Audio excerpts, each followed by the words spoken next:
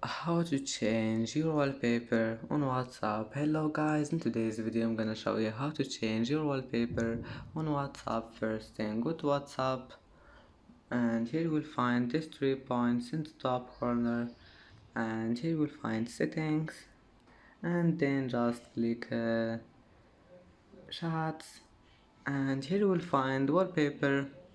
Click on it, and now all you need to do is just click change, and here you will find wallpapers. Click dark or anything you want here, and you can change your wallpaper, and then just click set wallpaper, and that's it. And that's it for today's video. If you like this video, don't forget like and subscribe, and thank you for watching this video until the end. And now see you in the next video.